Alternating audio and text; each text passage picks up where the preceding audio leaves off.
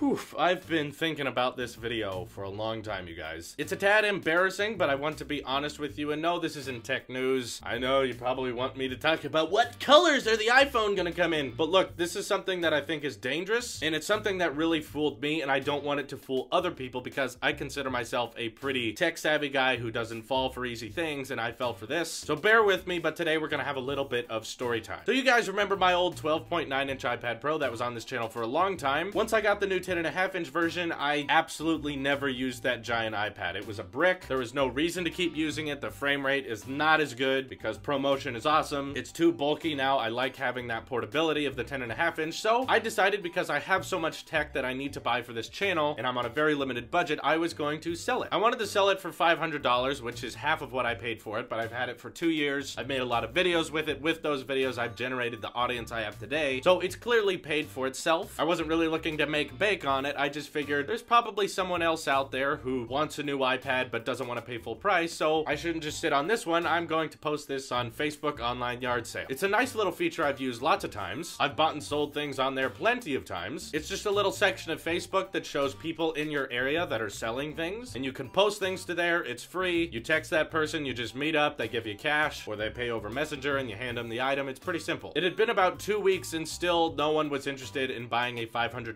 iPad Pro. Everyone would just lowball me. They would all just say $250 or $300, and I wasn't quite ready to drop down that low. I was like, man, that's really nothing, and I want this to go towards money that'll be able to afford the next iPhone, the iMac Pro, so I was really kind of sticking with $500. But then another tech journalist from not too far away had a 13.3-inch MacBook Air from 2012, and he was interested in trading it. He was a father. He had just moved here from Turkey. He seemed like a really cool guy, and I was considering myself a tech journalist too, so we met up, and I knew a lot of you guys were commenting about what my thoughts are on the MacBook Air, and since he had one to trade and I didn't really need that iPad anymore, I figured, hey, these are similar in value, and I could get a video out of this old MacBook Air, so I'll trade him. He was a nice guy. He loved the iPad, loved that it was running iOS 11, so I got that MacBook Air. I made that video on it, did pretty well. I think you guys liked it. So afterwards, I just pretty much had a similar value Apple product that, again, I needed to sell because I already made my video on. Minutes after posting it for sale, I got a message of someone who was interested in buying it. However, there was one problem I never dealt with before. They were out of state. They were out of California, but they were still interested in buying it. In fact, they wanted to pay me so that I could ship it to them. Because I wasn't getting any other messages for the MacBook Air, I said, well, if you're willing to pay for the shipping prices, why not? They agreed to that, and I said, okay, as soon as you send the PayPal over to me. They agreed to pay me via PayPal, which is a great payment service. And I said, okay, as soon as you send the PayPal, I will ship the package to you. Just send me the address. And here's when the tricky part comes in. And keep in mind, I'd been messaging this person for a while, so I wasn't suspecting anything. Because of the title of this video, you already know what happens. But I wasn't going out of my way to look for some sort of evil trick or noticeable scam. I was just thinking of this sale as any other sale. So I got an email that they had sent me the money, and it looked very legit, okay? This is a regular PayPal email when someone sends you money, or when you receive money, it looks very similar to this. And this is what I got when they sent me the money. It is very slightly different. And from here on out, I'm going to be much more careful about these emails because there are tiny, tiny differences with them that were very hard to spot. And because I wasn't thinking potentially about this being a scam, I totally believed it. I got this email that said this person had sent you the money, and then I got a second email that still seemed very legit that said it was from PayPal customer service. And here's when the scam gets very intricate in detail, because this email felt so believable. This email said that, okay, this person has sent you the money, however, you are not going to see it in your account yet because we want to confirm, because of some new terms and conditions, that you are actually going to send the product. So we will send you the PayPal money as soon as you send us the tracking number so that the buyer of this item knows exactly that you are shipping this package to them. And it says this is to prevent fraud because there was a problem on PayPal before where people would send money to a seller and then the seller would not have to ship the package. He would just take the money and run. So reading that paragraph seemed very legit, and I even asked my friends about it. I was like, have you heard of this? Have you heard of submitting the tracking number to make sure that the money gets transferred to you only when a package is sent? And a very good friend of mine said, oh yeah, they do that on eBay all the time. So I'd never done it on PayPal, but the email seemed legit. I tapped the links within the email. All those links went to the PayPal customer service page. They went to the Facebook page. So it seemed pretty realistic. But of course, you guys know where this is going. So of course, I shipped the item, I got the tracking number, and then I submitted it to PayPal. And then I got a second email that said we will send the money to you when the item delivers. That's when I started being very suspicious, because now the terms and conditions were altering as the package was being shipped. I went, wait a second, that's not what you said. You said I would get the money as soon as I proved that I shipped the item. So obviously I messaged the buyer. They said, oh, no, that's totally normal. As soon as the package is delivered, you will get your PayPal money. This is where I started developing a suspicion. I was like, this is beginning to feel a tad more like a scam. So very simply, I messaged the buyer and said, look, I'm a little cautious now because I've never had this type of transaction on PayPal before. So is there any way you can prove that this is legit? Can you like write down my name and hold it on a piece of paper next to your face just so that you can prove you are who you say you are? I know that sounds creepy. I'm not trying to just look at people's faces, but it's a really easy way to verify that someone is not impersonating someone else. It's not the first time I've done this. If I want verification from